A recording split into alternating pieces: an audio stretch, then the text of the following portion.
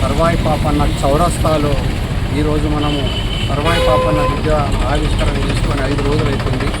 ఈరోజు అఫీషియల్గా జయంతి ప్రోగ్రాం మనము ఘనంగా నిర్వహించుకోవడం జరుగుతూ ఉన్నది. ఈ చౌరస్తా నుంచి మనము చాలా సంతోషంగా మా గౌడ్స్ అందరూ గీతక్క పారిశ్రామిక సంఘమే కావచ్చు, బిజినెస్ వాళ్ళే కావచ్చు, ఎవరైనా గౌడ కమ్యూనిటీ వాళ్ళందరూ కూడా తో పాటు బహుజనులు అనేటోళ్ళందరం కూడా ఇలా నిజంగా కూడా సంతోషిస్తున్నాం. ఇది మన సర్వాయి పాపన్న ఒక్క గౌడ కులస్తునికే సంబంధించిన వాడు కాదు. నిజంగా కూడా ఆయన ఒక బహుజనులు అందరినీ కూడా ఏకం చేసుకొని ఆ రోజు గోల్కొండ కిలాను కొట్టిన రాజుగా మేము అందరం కూడా కీర్తిస్తున్నాము.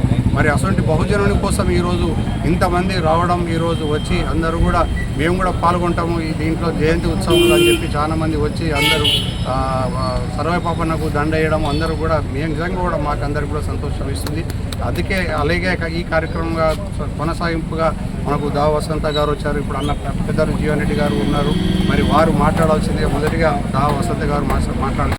ఇక్కడ విగ్రహాన్ని ఏర్పాటు చేయడమే కానీ ఈరోజు జయంతి ఉత్సవ కార్యక్రమాలను నిరూపణ చేయడమే కానీ ఇక్కడ స్థానికంగా జగిత్యాల జిల్లా ప్రముఖ వైద్య సేవకులతో పాటుగా గీతా కార్మిక నాయకులుగా దృష్టిలో పొందినటువంటి చంద్రశేఖర్ గౌడ్ గారు, అట్లాగే మాజీ జిల్లా ప్రజాప్రతినిధి అధ్యక్షురాలు సోదరి వసంత గారు, కార్యక్రమంలో పాల్పంచుకుంటున్నటువంటి హోదాలో ఉన్నటువంటి ప్రతినిధులు, గీతా కార్మిక సోదరులు అందరికీ హృదయపూర్వకంగా నమస్కారం చెప్తూ, వాస్తవంగా సర్వాయి పాపన్న గారు తొలితరం విప్లవ నాయకుడిగా చెప్పక తప్పదని చెప్పండి.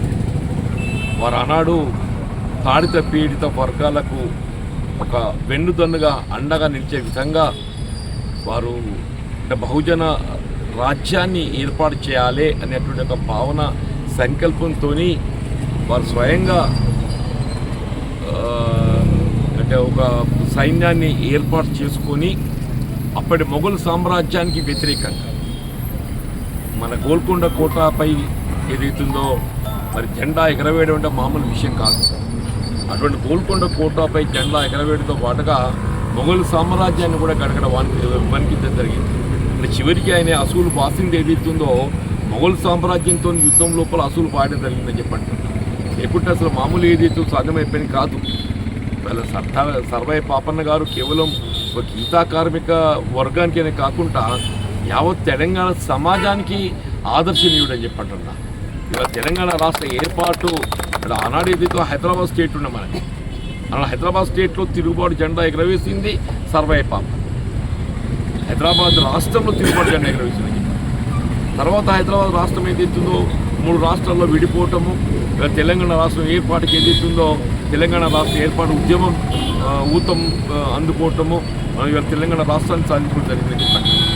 అటువంటి సర్వాయి పాపన్న గారిని మాత్రం తలుచుకునే విధంగా ముఖ్యంగా బహుజనుల సంక్షేమానికి సంబంధించి రాష్ట్రంలో ప్రభుత్వం చేపట్టిన సంక్షేమ కార్యక్రమాలన్నీ కూడా ప్రజానీకానికి అర్హతకు అనుగుణంగా అందింపజేయడం మన అందరి బాధ్యత భావిస్తామని చెప్పండి. ఇది మన రాజ్యాంగం కల్పించిన హక్కు అని చెప్పండి.